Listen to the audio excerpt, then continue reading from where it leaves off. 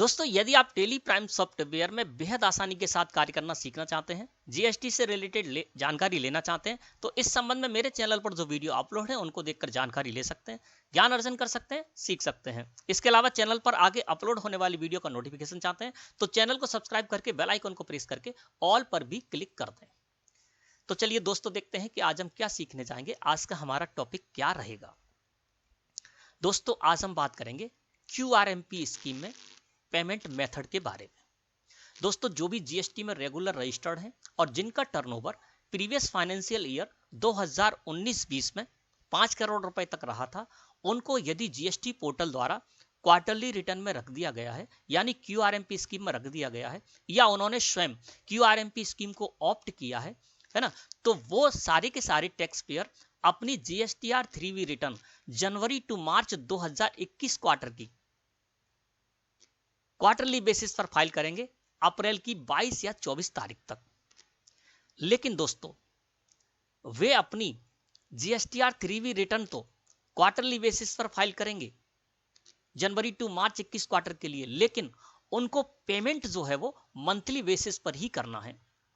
यानी जनवरी to March 2021 quarter की बात करें तो इस क्वार्टर का फर्स्ट मंथ हो गया जनवरी, और जनवरी में यदि आपकी कोई लायबिलिटी बनती है जो कि आपको इलेक्ट्रॉनिक कैश लेजर से पे करनी है, तो उसके लिए आपको यहां पर आना होगा और चालान जनरेट करना होगा। इसी तरह से जनवरी टू मार्च क्वार्टर का सेकंड मंथ है फरवरी, उसके लिए भी आपको यही करना होगा। तो आज जानेंगे कि यदि आप QRMP स्कीम में हैं तो आपके लिए जो आपको मंथली पेमेंट करना है उसको आप किस तरह से करेंगे, क्या मेथड है उसका, उसके बारे में जानेंगे। और जो भी मेथड आपको अच्छा लगे उसको अपनाकर यूज करके आप फर्स्ट और सेकंड मंथ क्वार्टर के फर्स्ट और सेकंड मंथ के लिए आप पेमेंट कर सकते हैं। दोस्तों, इसके लिए आपको क्या करना है, सर्विस में आना है। सर्विस में आने के बाद आपको आना है पेमेंट में और क्रिएट चालान पर क्लिक करना है। जैसे आप क्रिएट चालान पर क्लिक करेंगे तो इंटरफेस आपके सामने कुछ इस तरह से आ जाएगा। अब यहां पर क्या है, सबसे पहले आपको जनवरी टू मार्च क्वार्टर 21 के लिए आप QRMP स्कीम में है, जिसका नाम ही है क्वार्टरली रिटर्न मंथली पेमेंट, यानी GSTR 3V रिटर्न आप फाइल तो करेंगे क्वार्टरली, लेकिन पेमेंट आपको करना होगा मंथली बेसिस पर। ठीक है ना। अब यहां पर देखते हैं कि रीजन फॉर चालान इस जगह पर है। तो यहां पर दोस्तों, यदि आप QRMP स्कीम में हैं और क्वार्टर के फर्स्ट मंथ और सेकेंड मंथ के लिए पेमेंट करने आ रहे हैं टैक्स का, तो यहां पर दोस्तों आपको monthly payment for quarterly return इस पर क्लिक करके इस बॉक्स को ग्रीन कर लेना है ना। आपको एनी अदर पेमेंट में नहीं जाना है, ठीक है ना। तो आपको ये इसको इस तरह से चयन कर लेना है। इसके बाद नीचे यहाँ पर फाइनेंशियल ईयर आपको कर लेना है, और जिस भी पीरियड के लिए आप पेमेंट करने जा रहे हैं वो पीरियड आप इस जगह पर कर लें। मैंने यहाँ पर फाइनेंशियल ईयर 2020-21 का फर्स्ट मंथ है जनवरी, उस पीरियड का मैं यहाँ पर पेमेंट करने जा रहा हूँ, तो मैंने इस जगह पर कर दिया जनवरी।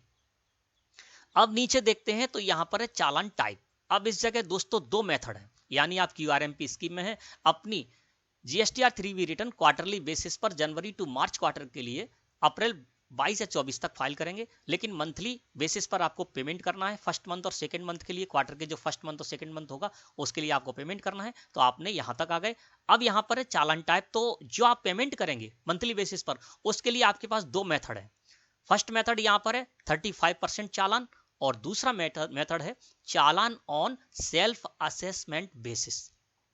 अब जानते हैं कि मंथली पेमेंट के लिए आप आए, जनवरी पीरियड, आप जनवरी यहां पर पीरियड कर दिया आपने, मंथली पेमेंट के लिए आए, और यदि आपने 35% चालान को सिलेक्ट किया और इसको ग्रीन कर लिया, तो आपको किस तरह से इसका पेमेंट करना होगा, क्या मेथड है इसका। इसका मतलब यह है दोस्तों कि क्वार्टर में, यानी जिस क्वार्टर में आप हैं उस क्वार्टर के फर्स्ट या सेकेंड मंथ के लिए आप चालान जनरेट करने जा रहे हैं पेमेंट के लिए, तो प्रीवियस क्वार्टर में आपने जितना भी इलेक्ट्रॉनिक कैश लेजर से पेमेंट किया होगा, प्रीवियस पूरे क्वार्टर में जितना भी आपने इलेक्ट्रॉनिक कैश लेजर से पेमेंट किया होगा, उसका 35% आपको फर्स्ट मंथ में, 35% सेकेंड मंथ में आपको पे करना होगा, और फिर क्वार्टर की जब आप करेंगे तो जो एक्चुअल स्थिति होगी वो आपको पे करना है।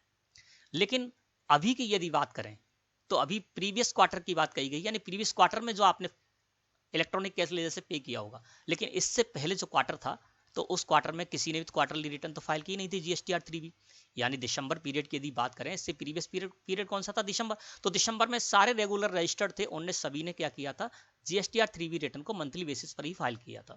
तो यदि जनवरी टू मार्च क्वार्टर 2021 की बात करें तो इसका जो फर्स्ट मंथ है और सेकंड मंथ है, तो इसमें दोस्तों आपको दिसंबर पीरियड में आपने जो भी इलेक्ट्रॉनिक कैश लेजर से टैक्स पे किया था उसका 100% आपको जनवरी मंथ में करना होगा और 100% ही आपको फरवरी मंथ में भी करना होगा। इसके बाद आगे जो क्वार्टर आएगा अप्रैल टू जून, है ना, तो उससे पहले हम जनवरी टू मार्च की रिटर्न क्वार्टरली बेसिस पर जीएसटीआर 3 फाइल कर चुके होंगे, तो 35% उस समय आपको देना है। यानी अप्रैल टू जून में जाते हैं यदि आप quarterly return April to June के लिए भी कर लेते हैं, तो अप्रैल टू जून में जो फर्स्ट मंथ आएगा अप्रैल टू जून का अप्रैल, तो अप्रैल में जो आप पेमेंट करेंगे 35% करेंगे पिछले क्वार्टर का, यानी जनवरी टू मार्च क्वार्टर में आपने जो भी इलेक्ट्रॉनिक कैश लेजर से पे किया था तो अप्रैल मंथ में, है ना, फर्स्ट मंथ हो गया अप्रैल, तो उसमें आप 35% करेंगे, मई में भी आप 35% करेंगे और अप्रैल टू जून की तो आप क्वार्टरली बेसिस पर जीएसटीआर 3 रिटर्न फाइल करेंगे, तो वहां पर ये सेट ऑफ होके आपको करना है, ठीक है ना।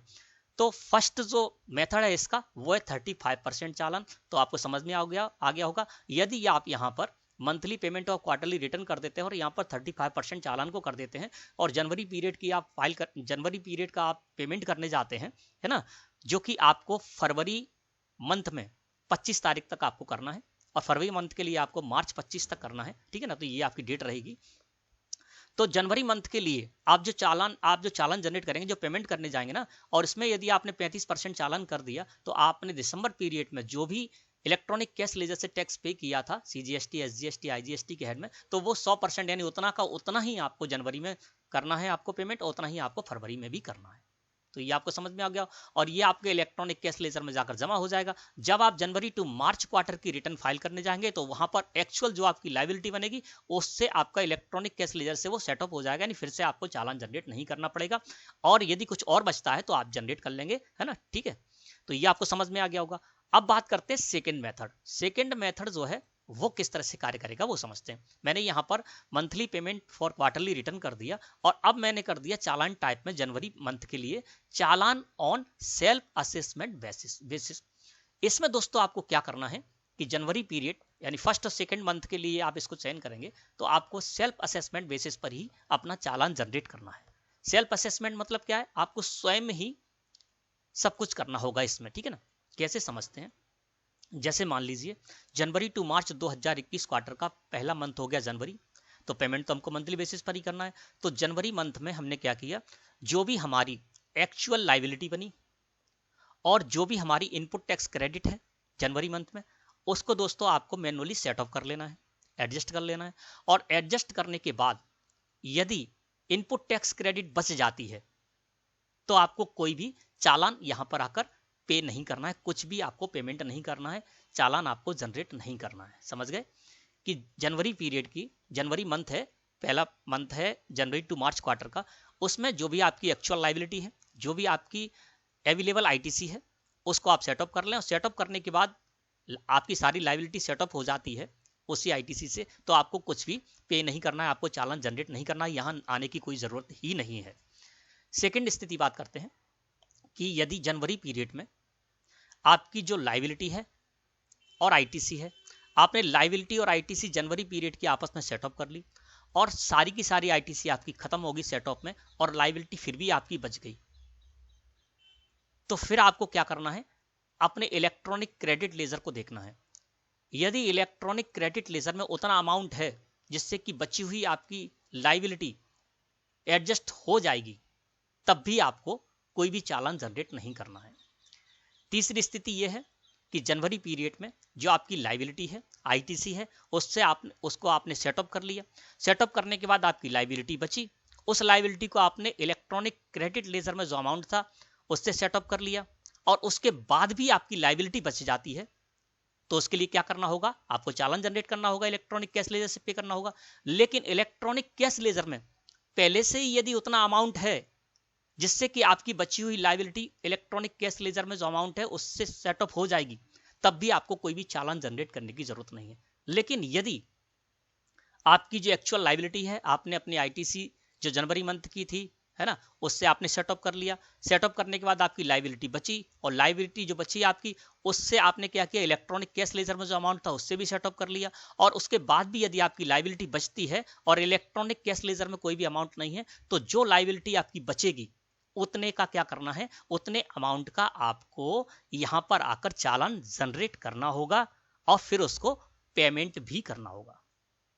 इसके लिए चालान ऑन सेल्फ असेसमेंट बेसिस पर आप कर देंगे क्लिक, और जैसे आप प्रोसीड पर क्लिक करेंगे तो जिस तरह से आप चालान जनरेट में आ जाते, फॉर्म आ जाता है, उसी तरह से आपको चालान जनरेट करना है, उसको पेमेंट करना है। और जैसे ही आप चालान जनरेट करके उसका पेमेंट कर देंगे, जितना भी आपने इलेक्ट्रॉनिक कैश लेजर में जितना पेमेंट किया है उतना आपके इलेक्ट्रॉनिक कैश लेजर में शो होने लगेगा, है ना। अभी ये यूटिलाइज नहीं होगा, अभी ये उसी जगह पर पड़ा रहेगा, आपके इलेक्ट्रॉनिक कैश लेजर में पड़ा रहेगा। इसके बाद जनवरी टू मार्च क्वार्टर की जब आप जीएसटीआर 3V रिटर्न फाइल करने जाएंगे और उस समय आपकी लाइबिलिटी कुछ बनेगी जो कि आपको इलेक्ट्रॉनिक कैश लेजर से पे करनी है, तो आपका जो इलेक्ट्रॉनिक कैश लेजर में अमाउंट है उसी से वो आपकी लाइबिलिटी पे हो जाएगी। और उसके बाद भी और कुछ जरूरत पड़ती है आपको, तो फिर से आप उतना चालान जनरेट कर लेंगे, जिस तरह से कि अभी हम करते थे जीएसटीआर 3V रिटर्न में, उसी तरह से हम चालान जनरेट कर लेंगे और उसको पे कर देंगे। तो दोस्तों इस तरह से यदि आप क्यूआरएमपी स्कीम में है ना, तो आपको इस तरह से ये सारा कार्य करना है। यदि आपकी कोई लाइबिलिटी किसी मंथ में, फर्स्ट और सेकंड मंथ में कोई भी लाइबिलिटी नहीं बनती है, तो आपको यहाँ नहीं आना है, कोई भी चालान आपको जनरेट नहीं करना है। लेकिन यदि आपकी लाइबिलिटी बनती है फर्स्ट और सेकंड मंथ में और उसको इलेक्ट्रॉनिक कैश लेजर से पे करने की जरूरत है, तो आपको यहाँ पर आना होगा और पेमेंट करना होगा चालान ऑन सेल्फ असेसमेंट बेसिस पर। और यदि आप 35% चालान में चले गए, तो फिर 35% चालान में यदि आप गए हैं, तो पिछले क्वार्टर में, अभी की बात करें तो अभी तो पिछला मंथ देखा जाएगा, यानी दिसंबर पीरियड देखा जाएगा, जिसमें कि आपने जो भी पे किया है ना, तो उस दिसंबर पीरियड में आपने जो भी इलेक्ट्रॉनिक कैश लेजर से पेमेंट किया था उसका 100% जनवरी में, 100% आपको फरवरी मंथ में पे करना होगा। और फिर उसके बाद जब आप क्वार्टरली बेसिस पर रिटर्न अपनी फाइल करेंगे तो इसमें ये अमाउंट एडजस्ट हो जाएगा। आगे के क्वार्टर की बात करें तो आगे के क्वार्टर में आपको पिछले क्वार्टर में जो भी आपने चालान पे किया है इलेक्ट्रॉनिक कैश लेजर से, उसका 35% आपको देना होगा। और यदि आपने यहां पर चालान टाइप में 35% चालान चूज कर लिया और दिसंबर पीरियड में आपकी कोई लाइबिलिटी नहीं बनी थी इलेक्ट्रॉनिक कैश लेजर से पेमेंट करने की, तो आपको यहां पर जैसे ही आप 35% चालान करेंगे तो आपके पास यहां पर लिखकर आ जाएगा कि आपकी कोई भी लाइबिलिटी नहीं थी पिछले में उसमें, तो आपका कोई भी चालान 35% से नहीं बनेगा। यदि आपको कुछ पे करना है तो चालान ऑन सेल्फ असेसमेंट बेसिस में जाइए और फिर आप अपना चालान पे कीजिए। तो दोस्तों आशा है कि आपको अच्छी तरह समझ में आ गया होगा आज का टॉपिक। वीडियो अच्छी लगी हो तो लाइक करें। धन्यवाद।